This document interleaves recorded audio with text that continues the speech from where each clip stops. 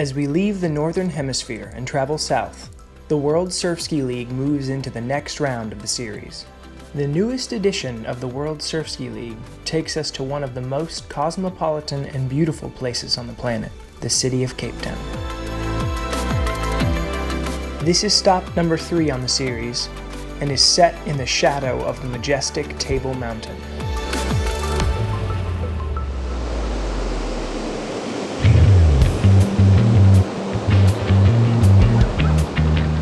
Cape Town is a breeding ground for some of the best and toughest surfski paddlers on the planet. With unparalleled coaching available in the World Championship brothers David and Jasper Maka, and the legendary Orca squad led by Peter Cole, Cape Town continues to produce world-class athletes year after year. The race course for the West Coast Express is uncharted territory for the sport of surfski, with a 22-kilometer downwind from Melkbos to Milnerton Beach in the heart of the city of Cape Town. We've got an hour till start, numbers getting put on boats, final checks, warm-ups, everyone's ready to get on the water. A little bit of surf to contend with, but it's a small price to pay for the $20,000, nearly 300,000 Rand that China Silver Asset Management has put up prize money alone today. Guys are going to get out there and it is going to be hot.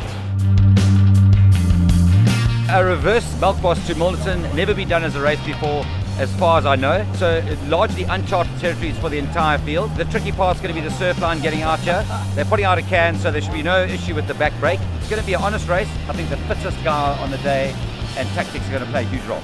The race has attracted the strongest local field in the entire World Surfski League series, and happens to be the birthplace of the current ICF World number 1 and 2, Sean and Kenny Rice. Excited for the West Coast Express today, obviously third stop of the World Surfski League. An important day for some valuable points. You can see there's a bit of swell here today, so just trying to get out clean and make sure you get around that turn buoy safe and sound. The turn buoy is meant to be about 1.5 kilometers out, and then obviously we're going to head down towards Big Bay and then on to Milnerton Lifesaving Club.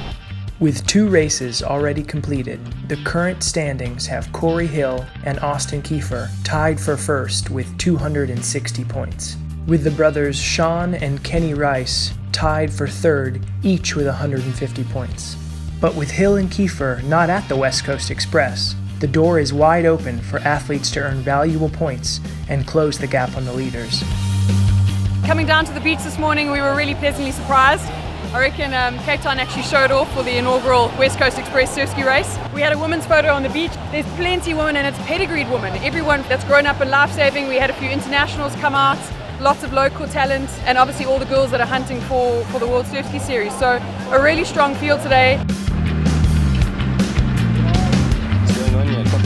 The women's series is just as tight, with ICF World number 2 Hayley Nixon currently tied for first with New Zealand's Tennille Hatton.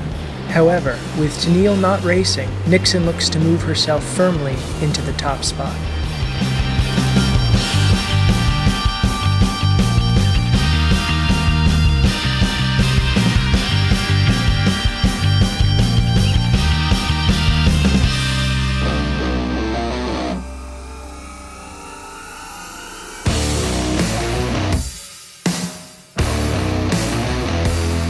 We have ladies silver medalist from World Champs, Hayley Nixon.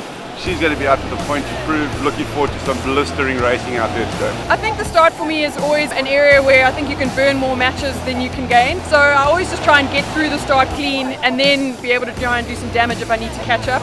It really is a marathon, not a sprint. You know you're going to be out there for 1.5 hours to 2 hours. A couple of the really quick girls got ahead, got out nicely through the surf. A few of us took a couple of waves on our chests.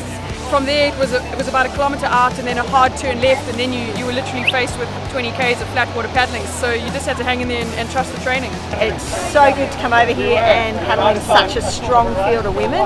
Some of the South African paddlers, I mean, they're the best in the world, so it's good to come over and gauge yourself against them. Got out and first around the can and was leading for quite a while.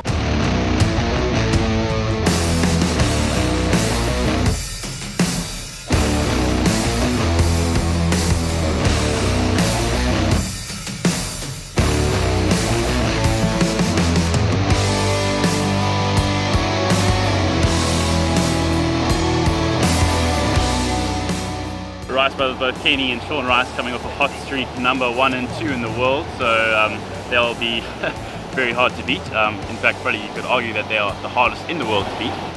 We've got the world number 1 and number 2 men's champions out in the water today. The Rice brothers, they're at home at Cape Town, they're going to be fighting it out. I didn't have a terrible start, got out clean, got in, got out through the waves, and a big bunch sort of formed. Wasn't going too hard out there, and then got out to that turn buoy as safe and sound as possible. This was a really interesting race. It was quite humbling at the start. I was right out the back door.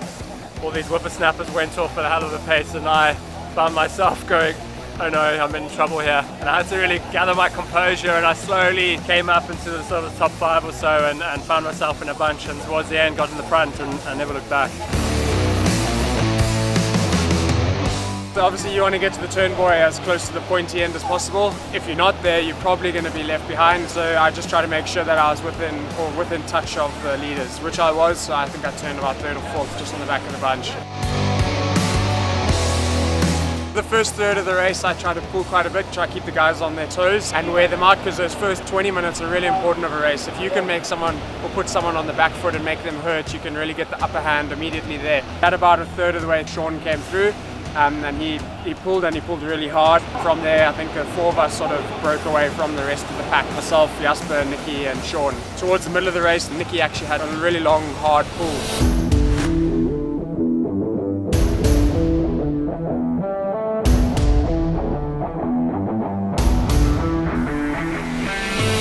Very excited to see such a big ladies field, strong and deep, and lots of girls there. So it was very, very positive and exciting for me to see. I think probably the biggest ladies race I've ever raced in. Cracking start out, and then I kind of hung in with the bunch for a while, but I mean I was never really in contention. Hayley, Nikki, Michelle, they were really, really strong, and they just took off and started dicing all the way to the finish.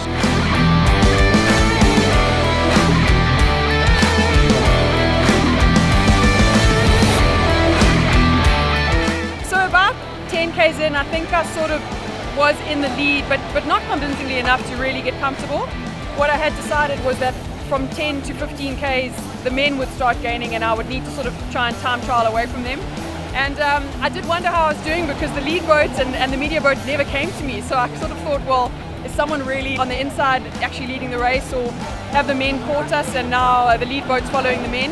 So when the media boat did rock up, when I saw the jet ski and when the drone came over me, like the excitement that came through me, knowing that I must be in the mix here. And certainly looking left, looking right over my shoulder, not seeing anyone. When you start to see this lighthouse, then you really know you can just line up and it's the shortest course home.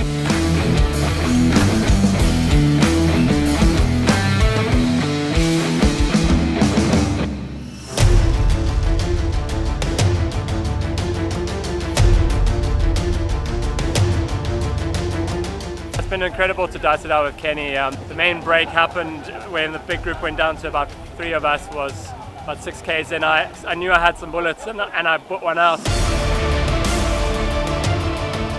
And then it came down to Nikki and Kenny and myself, and then I sort of had to relax myself again, because I knew I didn't have enough ammo to get to the end. So then there wasn't really another break until the last 2 k's where I put a bit of pressure on and held it through. But it's incredible racing Kenny. He's maturing, and I'm having to counter that, and it's really nice for me, because I'm learning sort of new tricks to try and win races. I haven't had the best build up into the race. Obviously you're at home, so you're working every day, training hard still, so it isn't quite the focus that you get when you're overseas. I really started to feel it at about 15 k's, which I didn't feel anything before that. So Sean put his ears back quite a bit, and there was quite a good tipping point where you could fall off and actually come back again. So I surged back 3 or 4 times, and then actually on the last bit with the wind picking up a bit, I didn't have it in my arms really to get back there. So I just try to hang on, and obviously anything can happen, so I try to stay just within that, limit the damage, so that in case something happens I can be there and take advantage of anything that happens.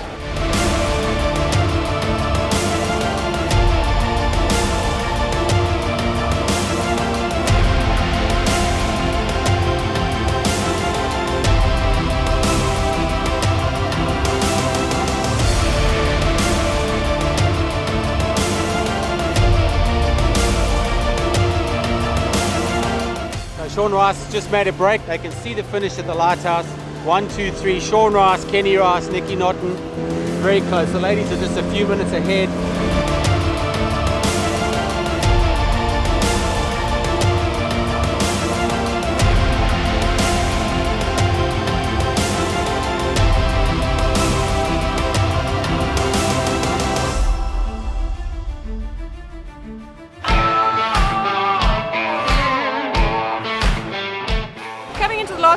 I was pretty nervous. Having not been here before, I knew I was looking for flags on the beach. I knew I was looking for a lighthouse, but it was a little bit daunting. And of course, once you're leading the race, you're the only one that can make yourself lose the race. So you're thinking, am I being hunted and am I going to make a mistake? Thankfully, we had a big orange buoy on the back line to look out for.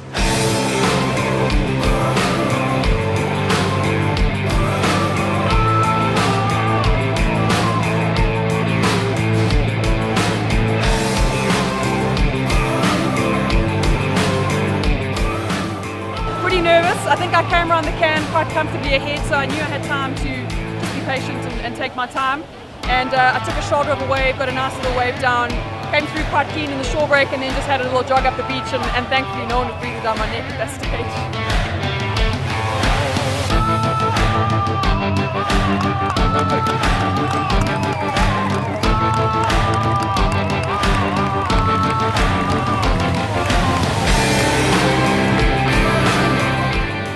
Coming around the buoy, amazing feeling, always incredible feeling, something I'm so grateful for, but to have that luxury to surf in on a wave, have a look up the beach, I've got family and friends here, you know, a very special moment for me. I don't live here anymore, so being able to do what I do in front of them is something I don't take for granted, and having that love and support is amazing, so yeah, it's awesome. China Silver, delighted that everything went as smoothly as it did. It's really good to be involved in an event like this. It's a great thing to chase around the world, and it's a super thing to do for paddlers at all levels, and China Silver will hopefully support it the whole way through, and they have every intention of doing so.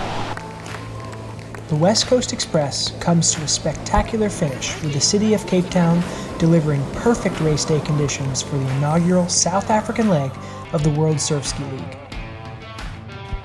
In the women's race, Haley Nixon flexes her fitness, taking a commanding victory, while Michelle Byrne claims a hard-fought second place, and Nikki Burkett shows she is still a top contender with a strong third-place finish.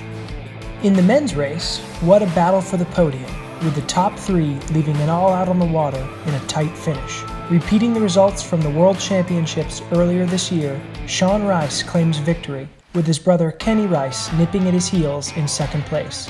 And a relatively new face on the scene, Nicholas Naughton, takes a tremendous third-place finish. The World Surf Ski League standings are now as follows. The men's leaderboard sees a change, as Sean Rice moves into the top spot with 300 points. Kenny Rice is only 10 points down in second place with 290 points. Corey Hill and Austin Kiefer are now tied for third place with 260 points, and Australian Tom Norton moves into fifth place with 202 points. In the women's field, Nixon capitalizes on the World Surf Ski League coming to her home country and moves firmly into the lead with 300 points. Sandrine Hamill is rewarded for her race selection and now sits in second place overall with 200 points, while New Zealand's Tennille Hatton slides back to third with 150 points, leaving a three-way tie for fourth between Rachel Clark, Georgia Laird, and Michelle Byrne, all with 140 points. The Fairest Cape certainly delivered for the inaugural World Surf Ski League's West Coast Express, and halfway through the series, it's still anybody's to win. Next stop, we head to the South China Sea and the fabulous city of Hong Kong for the Steel Case Dragon Run, potentially one of the most challenging races on the series. A good result here could mean the difference between securing a chance at the title or reassessing tactics and starting fresh in Australia. Thanks for watching, and we'll see you in Hong Kong.